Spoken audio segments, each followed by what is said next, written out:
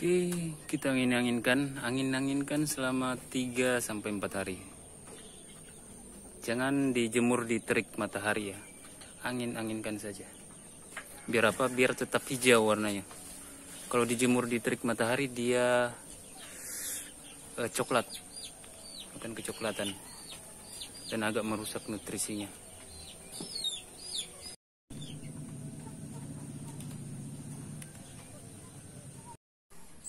Nah, setelah beberapa hari dianginkan dan kondisinya kering kayak gini, kita haluskan lagi ya. Haluskan biar lebih mudah dicerna. Karena kita akan campur dengan bahan pakan lain untuk fermentasi. Oke, kita haluskan dulu. Oke, tadi kita sudah haluskan sebagian ya, ini hasilnya. Kita blender biasa, blender.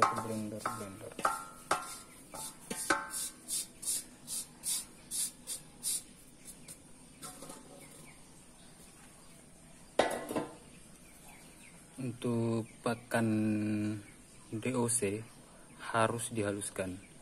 Kalau sudah sebulan ke atas nggak terlalu halus juga nggak apa-apa sob.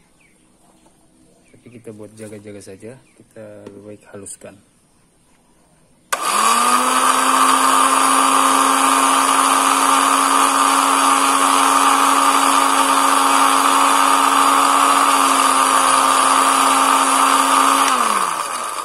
Oke, tumpah belepotan. Nggak usah terlalu halus karena ini buat difermentasi lagi, jadi akan semakin halus setelah difermentasi.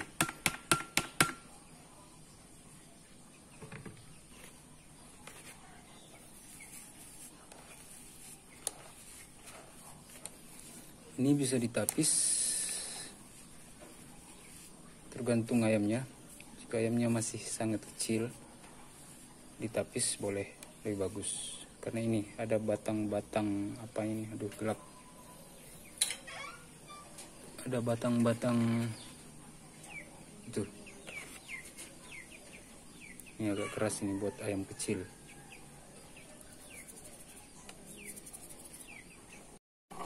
Oke, setelah kita tapis, ini ya. Ini halus kayak gini. Tuh, kelihatan gak ya? Ini yang halus untuk ayam yang masih kecil. Nah, yang kasar gini untuk indukan. Ini kan yang kasar susah untuk ayam yang kecil. Ini yang kayak gini. Banyak batangnya, masih banyak durinya. Bukan duri sih, batang-batang kering. Tapi kalau difermentasi dia sudah halus, lembut. Jadi nggak apa-apa buat ayam. Yang penting ayam yang dewasa. Ayam 2 bulan ke atas boleh. Jadi ini khusus untuk yang ayam masih kecil. Oke, ini contoh saja ya. Oke. Ini batang-batang keringnya ini. Kalau difermentasi 3 hari, dia akan lembut.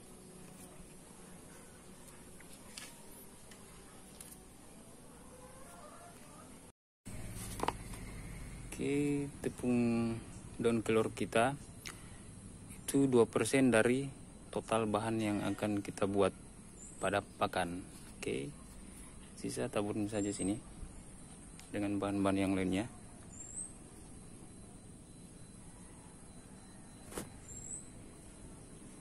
Agar apa? Kita mencari bahan keringnya, jadi dibuat tepung. Jadi mempetkan kadar airnya. Kita buang kadar airnya sekitar 80%, jadi sisa 15-20% lah, max 25%. Oke, setelah itu siap diaduk. Oke, jika tadi untuk ayam yang kecil-kecil kita pakai yang halus, ini yang kasar nih, yang nggak bebas dari saringan. Langsung saja buat indukan. Ini buat indukan ya. Ini sekitar 2%, mungkin lebih, nggak apa-apa. Ini hijauan ya, kelor.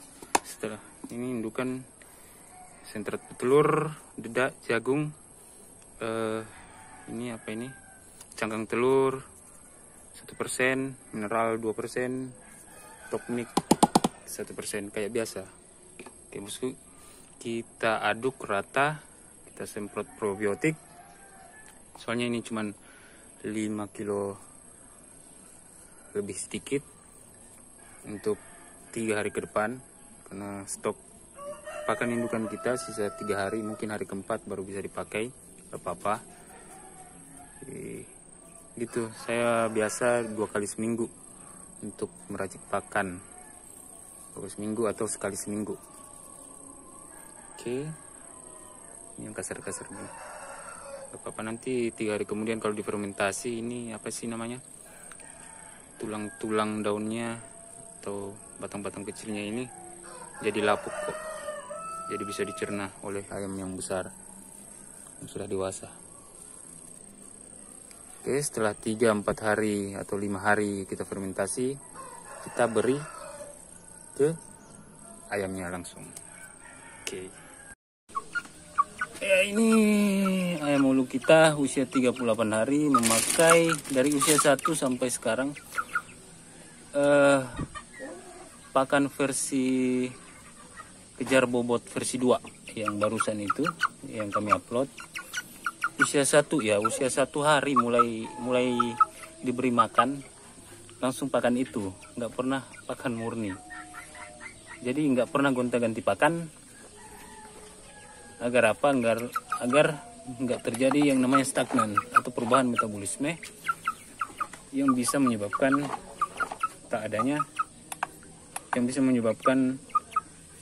apa? Tak ada pertambahan bobot. Jadi tiap hari harus ada pertambahan bobot, itu baru stabil. Makanya saya biasa bilang jangan sering gonta-ganti pakan. Misalnya periode ini, rombongan ini semuanya dari usia 1 hari sampai sekarang dan sampai panen nanti, tentukan pakan model apa yang akan kita pakai. Nah, makanya saya biasa seperti racikan, surf mix, pakai daun-daun, pokoknya lengkap lah ya. Probiotiknya pakai apa, 38 hari, tapi ini dalam keadaan kenyang. Ini yang sedang ya, sekitar begitu, 600 taruhlah. Kalau dia lapar mungkin 600-an lah. Ini dia kenyang bosku, kenyang, sudah makan sore soalnya. Oke.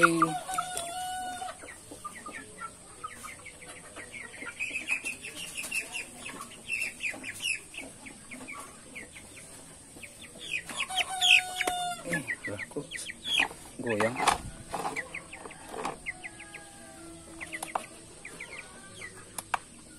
Kalau ini yang betina ya sekitar begitu, sekitar 4,5 lah, karena betina memang lebih kecil. Ini masih kenyang juga, liar sekali.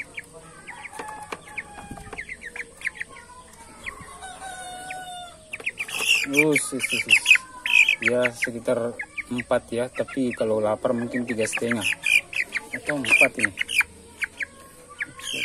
Dia kenyang soalnya. Ini pakan ini.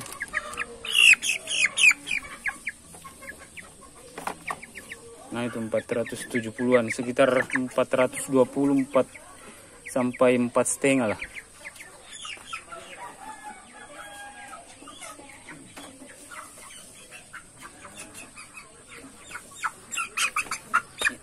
Ini angkatannya yang paling besar. Aduh, kan nggak rata soalnya bos, pantainya.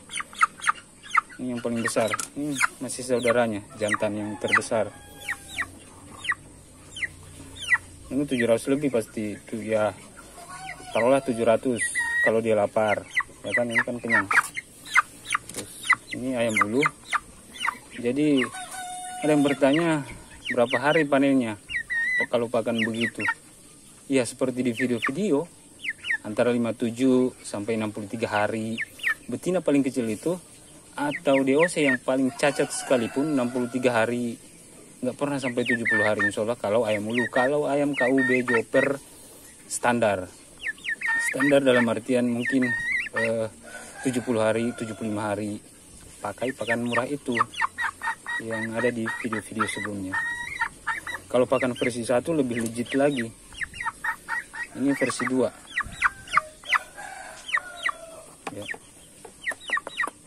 Ya 700 sekian lah. Taruhlah 700 tujuan 38 hari. Lihat sendiri bulunya masih begitu, masih apa, belum bulu muda ya. Tapi kaki hitam. Ini ayam ulu.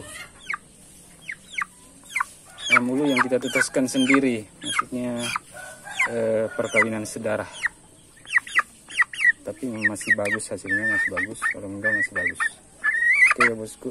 Jadi ini menjawab pertanyaan juga tentang gimana tuh hasilnya pakan apa, racikan, fermentasi, semua bagus. Pakan pabrikan bagus, tapi harga yang nggak bagus. Pakan racikan bagus, kalau cara buatnya bener. Ya gitu saja sih, tergantung pola masing-masing. Jadi ya saya juga terus belajar dan belajar mencari referensi dan racikan-racikan yang lebih murah. Saya lebih ke hal yang lebih murah, tapi tidak mengesampingkan kadar nutrisi untuk ayam tersebut dari DOC sampai indukan. Karena masih banyak yang ragu apakah pakan racikan itu bisa dipakai dari usia 1 hari. Katanya aman usia 1 sampai 7 hari, 10 hari, bahkan 1 bulan harus pakan pabrikan. Kalau Anda pikir Anda pelihara 1000 ayam, selisihnya 1 kilo bisa 2000, mana nggak untung Anda? Ya, masalah selisih pakan itu per kilo 1000 saja sudah untung, sangat untung. Kalau ada yang bilang repot, ya pikir dulu. Oke bosku. Yap. Oke, sekian dulu. Kurang lebihnya mohon dimaafkan. Wassalamualaikum warahmatullahi wabarakatuh.